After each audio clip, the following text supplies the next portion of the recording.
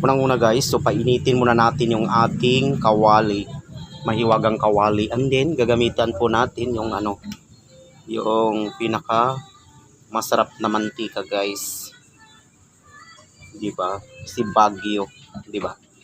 So, ito siya, magluluto po ako ng pansit kasi naisip ko, ano kaya ang kakainin ko kasi nakakasawa ng lagi na lang kaming ulam, isda na lang. So, naisip kong magluto ng pansit kasi may pansit akong binili na yung pansit na ganito siya guys, tsaka ganito. So, paghaluin ko po sila guys para mabuo po.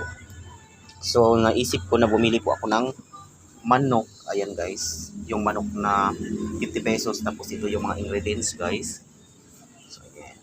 So abangan natin. So painitin ko muna guys, kasi kailangan na mainit guys bago natin ilagay yung ating mga lamas. Ayan. So yung mantika natin is ganyan lang. So antayin po natin na iinit siya guys bago natin isalang yung ating mga ricados. So, ayan. Dahil tayo ay mahilig kumain, so wag tayong tatamad-tamaran kasi pag magtamad-tamaran tayo, so wala tayong malalamon. Joke. Ayan guys. So pag mainit na yung ating kawali, ilalagay na natin yung ating mahiwagang bawang. Ayan.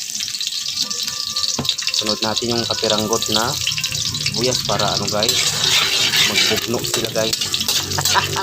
Ayan, mikos guys para masarap. Ayan, so lagyan din natin ng konting ganito guys kasi yung iba is mamaya ko pa sa ilalagay. Ilalagnag natin dyan yung ating mga punong guys. Yan. Ayan. Ganyan siya kasi para mas masarap siya. So para mas maagol nga yan. Mikos. Ayan, ating inikos. Halo-haloin. Ayan. So lalagyan po natin siya ng paminta guys para mas maanghang siya ng konti at saka mas mga moist guys. Ayan. Yung ating ricados guys. Simpleng luto lang. Parang gusto ko magtayo ng restaurant ulit dito sa Yan guys. So medyo luto-lutuin natin ng konti guys para mas masarap at mas ma-absorb na yung kanyang lasa. Mikos. Halo-halo. Yan. Mikos. So dahil medyo naluto na yung ating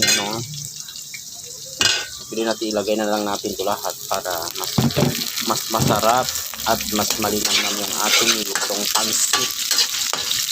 Ayan.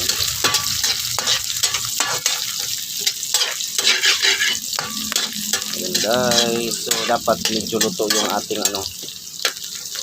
ating mga ricados bago natin ilagay yung ating chicken para mas masarap siya. So of course ang gagawin natin is ilalagay natin itong chicken natin para mas maluto. Siya malinamnam at maluto siya guys.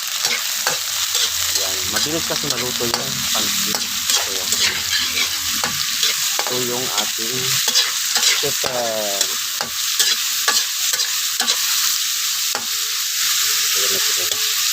Tapos lalagyan natin siya ng konting guys para seasoning para mas masarap.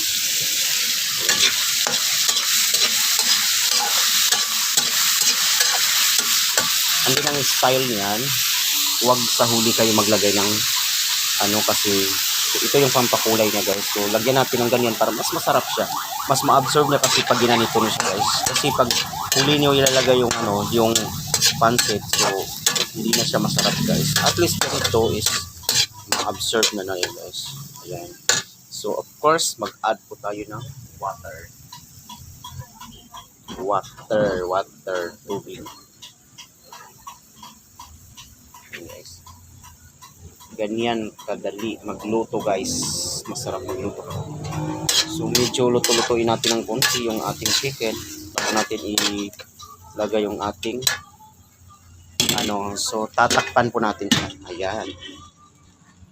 tatakpan natin para mag-evaporate siya. Tapos ito siya, binabad ko ng konti. Hinugasan siya kasi yung kasama ko is maarte. Yan. Hinugasan guys. Ito yung ano natin. So busy ako. Mamaya kasi is magkakabit kami ng water district. Maglalagay na ako ng tubig ko. Congratulations. Yung sabi nila na hindi ako pwedeng kabitan. Pira is power. Yes. Kaya yan guys. So, buksan natin. Ayan. Kumulo na siya. Ang sarap yan. Ano pa ang inantay niyo? So, ilalagay natin ito uli. Mamaya-maya guys. Pero guys, mag-add sana ako ng water. Ayan guys.